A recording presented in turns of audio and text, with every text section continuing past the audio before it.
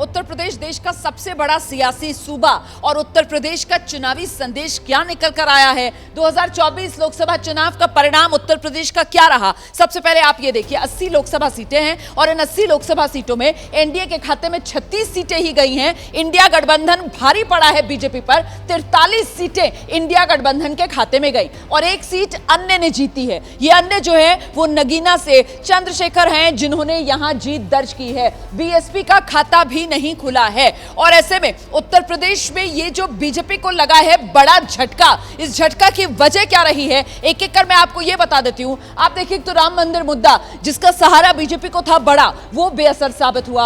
आरक्षण वाला कांटा ये माना जा रहा है बीजेपी को जोरदार तरीके से चुभा। संविधान बदलने के जो विपक्ष के आरोप थे उससे बीजेपी घिर गई। पेपर लीक वाला भी बड़ा मुद्दा जमीन पर जो बीजेपी के खिलाफ चला। इसके अलावा अफवाह का जो खेला हुआ उसने बीजेपी को नुकसान पहुंचाया।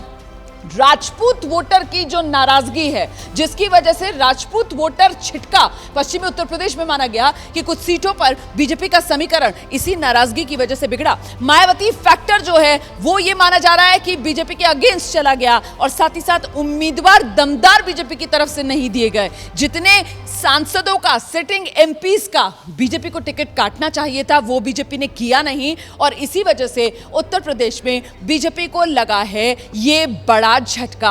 और ऐसे में इस वक्त की एक और बड़ी खबर आपको बता देते हैं। ब्रेकिंग न्यूज जो आ रही है, लगातार सियासी हलचल बढ़ती हुई नजर आ रही है। एक तो आप जानते हैं आज दिल्ली में बैठकों का दौर है, सरकार बनाने को लेकर इंडिया गठबंधन में हलचल तेज।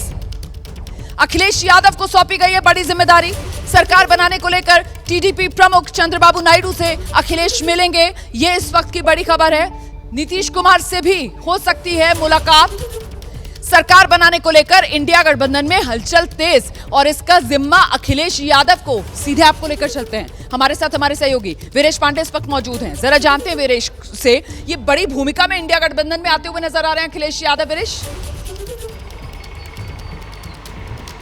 देश की तीसरी सबसे बड़ी पार्टी और 25 साल बाद इतनी बड़ी जीत हासिल करने वाले समाजवादी पार्टी के मुखिया का यह दफ्तर है, यानी अखिलेश यादव का दफ्तर है और 10:30 बजे के लगभग वो निकलने वाले कन्नौज के लिए। ये तस्वीरें हैं और भूमिका उनकी जाहिर सी बात है बड़ी हो जाती है क्योंकि बड़ी पार्टी के अब ये नुमाइंदे हैं, राष्ट्रीय अध्यक्ष हैं और ये तस्वीर साफ जाहिर कर रही है अब की बार पीडीए सरकार, पिछड़ा दलित अल्पसंख्यक, इसमें पिछड़ा दलित और अल्पसंख्यकों ने समाजवादी पार्टी के साथ एकजुट होकर मतदान किया और अखिलेश यादव को इस तरह से बना दिया कि अब उनकी भूमिका इंडिया गठबंधन में बहुत ही महत्वपूर्ण होने जा रही है। नीतीश कुमार से वो वार्ता करेंगे, तेलुगु देशम के चंद्रबाबू से वार्ता करेंगे क्योंकि अपने पिता स्वर्गीय मुलायम सिंह यादव की थाती को संभालते हुए अखिलेश यादव वो भूमिका निभाने जा रहे हैं कि कभी संयुक्त मोर्चा की सरकार में मुलायम सिंह यादव निभाया करते थे। अखिलेश यादव को वो जिम्मेदारी मिली है,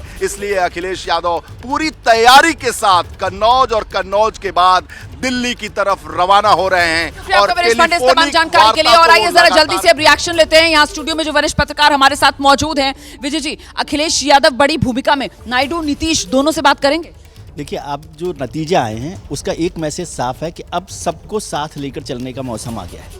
राजनीति में जो 10 साल एनडीए की सरकार, कहने के लिए एनडीए सरकार थी, मोदी सरकार थी, बीजेपी सरकार थी, तो वो अकेले चलने की सरकार थी। अब सबको साथ लेकर चलने का मौसम आया है और दूसरा ये मौसम है कुनबों को बचाने का। एनडीए को अपना कुनबा बचाना है और इंडिया को भी अपना कुनबा बचाना है। दोनों में से कौन अपने कुनबे को बचा कर रख सकता है, उसी से सरकार बनेगी। अखिलेश बड़ी पार्टी के, तो बल्कि कहना चाहिए इस सरकार को झटका देने का सबसे बड़ा काम अखिलेश यादव ने किया कायदे से।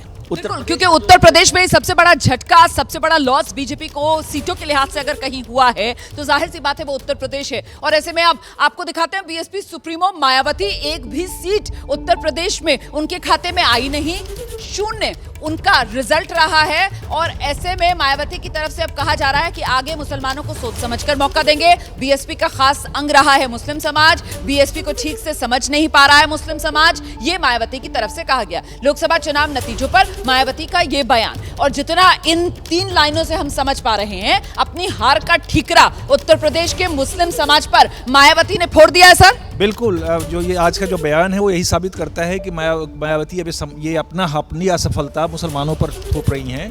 लेकिन जो बड़ा कारण है रोमाना वो ये है कि वो खुद कितना अपनी पॉलिटिक्स को समय दे पाती हैं। बिल्कुल 5 साल तक मायावती कहीं नजर नहीं आती हैं। चुनाव के समय मायावती इक्का दुक्का रैलियां करती हुई नजर आती हैं और चुनाव में जिस तरीके से मुस्लिम समुदाय के उम्मीदवारों को मायावती की तरफ से उतारा भी गया, उसमें यही संदेश कहीं ना कहीं गया कि बीजेपी की बी टीम के तौर पर उत्तर प्रदेश में मायावती काम कर रही हैं और मुस्लिम उम्मीदवार उतारकर मायावती इंडिया गठबंधन की जो ताकत है उसको नुकसान पहुंचाना चाह रही हैं। और अब जब हार गई हैं, 0 रिजल्ट आया है, मतलब रिपोर्ट कार्ड में 0 अंडा, तो मायावती मुस्लिम समाज पर हार का ठीकरा फोड़ेंगे। राखी, बिल्कुल सही। और कहीं ये लग रहा था कि उनकी जो साइलेंस है, जो चुप्पी है, उसमें शायद बहुत बड़ी रणनीति है, बट वो साफ फेल होती हुई दिखाई दे रही है। और अगर एक बात अब यहाँ हम ये करें कि जिस तरह से रीजनल लीडरशिप है वो अब बढ़ती हुई दिखाई दे रही है। उत्तर प्रदेश में तो अब अखिलेश यादव का उदय देख ही रहे हैं, और भी राज्यों में अब हर जगह जो हम कोalition पॉलिटिक्स की बात करें वो जोरों पर है।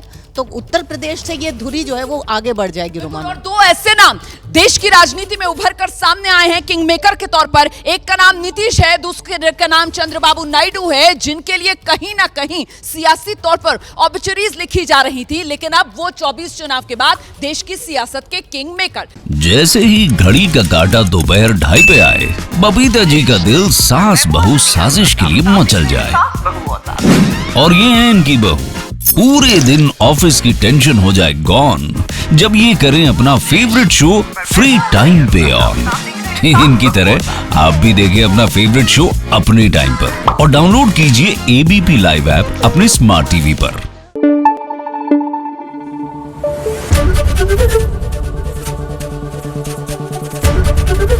एबीपी न्यूज आपको रखे आगे।